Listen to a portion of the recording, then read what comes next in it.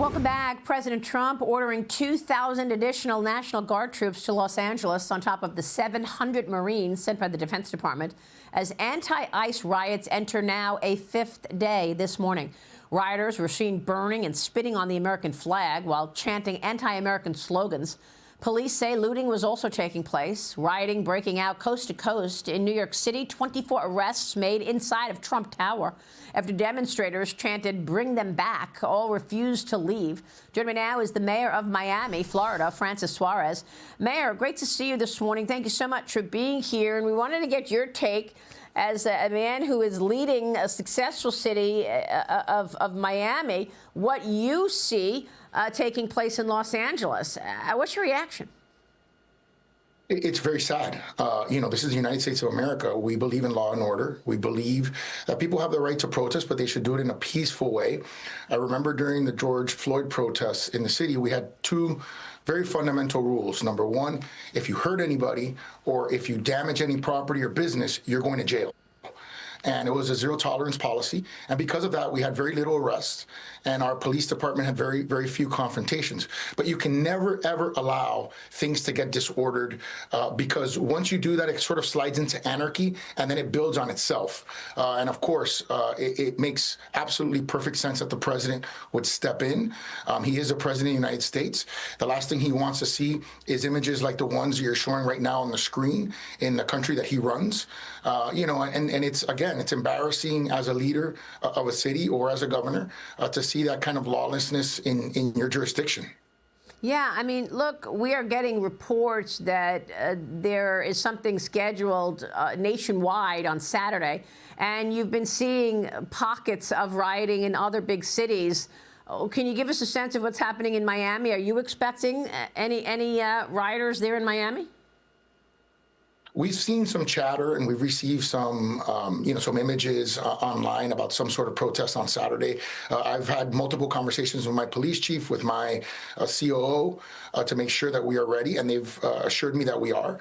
Like I said, we have experience with these kinds of things. We're a big city, but we're also a city that epitomizes, law and order. And we're a city that will always make sure that the peace of all of our residents is being enjoyed, because you don't have a few people, some of which oftentimes are paid or are intentionally trying to create chaos and sow chaos through the kinds of organizations that do that on a regular basis, Antifa, et cetera.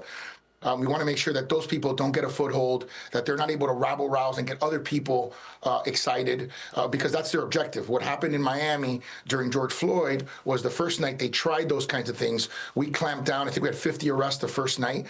And then from that point forward, I think we had 5 arrests on average a day. So, once you demonstrate that you are not going to tolerate, this kind of anarchy, that you're not going to tolerate lawlessness, and that you're doing something about it, and that you're prepared, you'll see the results, and those people will go away and they'll go somewhere where they think they can have more success.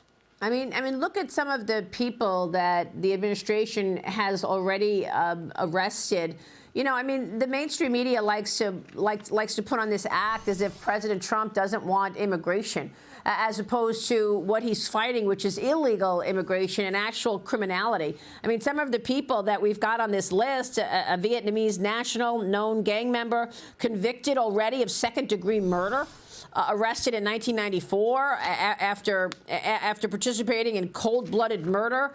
You've got another from Mexico, dangerous weapons, and he's armed, already convicted of child molestation. A Filipino national with convictions for rape, assault, burglary, theft, convictions for sex with a minor, convictions for domestic violence, hit and run, previously arrested for willful cruelty to a child, convictions for burglary, possession of stolen property. I mean, the list is long here, but these are the people who have been arrested in Los Angeles just recently. So I'm trying to understand, who is actually rioting? Are these people who came into the country illegally, or do you think that this is a mix of American citizens as well? The primary role of any public official, from the president on down to a mayor, is to make sure that your city, your state, or your country is safe. That is our number one goal. In fact, in the city of Miami, we are right now on pace to have the lowest homicide in recorded history. So since we started recording homicides in the 1940s, so it is literally the safest year on record today in the city of Miami. So that is our number one goal. Obviously, after that, you try to take care of everyone economically, make sure that everyone has, affordable housing, and make sure that you have low homelessness. We're an 11-year low in homelessness. But what the president is doing is, he's making sure that Americans are safe. I think the other part that doesn't get discussed enough is the tragedy of illegal immigrants that are trafficked or part of human trafficking rings, and also that they're exploited. What happens if you're an illegal immigrant right now is obviously you are at the mercy of whoever you're working for, and that person can exploit you. And so that's also something that doesn't get discussed enough, unfortunately. And so the very people that are defending these illegal immigrants are often hurting them by not talking about some of these issues that impact them in a way that's not to their benefit. And yeah. I think the president right now is obviously focused, understandably, on the tax bill, and I think that's his number one priority, as well it should be, because that's going to propel the economy of the country. But after that, I could totally see the president pivoting to find a way to solve the immigration reform issue and create something that's good for the country, that's good for our national security, and that's good for our economic well-being long term. Yeah, I mean, the president just posted a few minutes ago on Truth Social, Mr. Mayor, and here's what President Trump just wrote.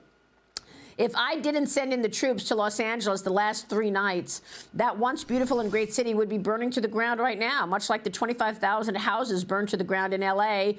Due to an incompetent governor and mayor. Incidentally, the much more difficult, time-consuming and stringent federal permitting process is virtually complete on these houses, while the easy and simple city and state permits are disastrously bungled up and way behind schedule. They're a total mess, he writes. And the president just posted this. Mr. Mayor, if you also have dealt with illegal migration in Miami. I know you've got lots of people illegally coming through from Cuba. Is there something that you would recommend be done in Los Angeles on a mayoral level? Because Karen Bass has so far just criticized President Trump. Well, criticizing the president is definitely not going to solve the problem. That's for sure. Yeah. I think you have to take responsibility. You have to take ownership. As a mayor, your number one responsibility is to make sure that you're prepared for these kinds of incidents. And then when they happen, that you can lead through them. Make sure that, your police feels empowered, that they feel supported, and that whatever sort of flare-ups there are throughout the city, you quell them immediately, and you make sure that they don't get out of control, which is what we're seeing, unfortunately, in the city. And unfortunately, the president has been forced to act, right? Because he doesn't want to see one of the major cities in America burned to the ground. Yeah. Mr. Mayor, you were with President Trump for his very successful Middle East trip. Since you've been floated as a possible candidate for the next ambassador to Saudi Arabia. Tell me about that trip, and would you accept that position? Should the president want you to do it? I think it was a master class by the president. I called him the peacemaker in chief, or the deal maker in chief, because he was creating these economic deals that inure to the benefit of our country, and also focusing on peace by lifting the sanctions in Syria and focusing on making sure that he strengthens relationships in the Middle East in a moment that's so critical. People often forget his Abraham Accords that set the stage for long-term peace in the Middle East. And so for me, what I've said is I've collaborated with all the Middle Eastern countries, whether it's Israel, Qatar, UAE, and particularly Saudi. But I was very blessed to create relationships at the highest levels in Saudi Arabia and bring one of the most prominent conferences in the world, the FII conference, to Miami, where we've had it for 3 years. The president opened the FII conference in Miami just this year, so he gave us a great tip of the cap for what we're doing in the city. We announced a Ministry of Investment office from Saudi Arabia in Miami. We're working on direct flights. We're working on a consulate, and we're working on a PIF office in the city as well. So we're collaborating very, very well with Saudi. What I've said on what you're talking about is, look, I trust the president to make whatever he thinks is the best decision vision for the country. He's done a phenomenal job. His envoy, Steve Witkoff, has done a magnificent job. By the way, he's a Miamian. Marco Rubio, Secretary of State, another Miamian, doing a phenomenal job for the president. Also, double duty as National Security Director.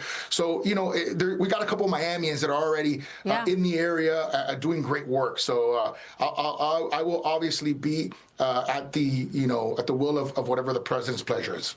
Well, and also all of this that you're talking about, on top of all the work that you've done in terms of creating Miami to be this technology hub. So many companies wanting to replicate what's going on in Silicon Valley right there in Miami. So congrats to you. Mr. Mayor, it's good to see you again. Thank you, sir.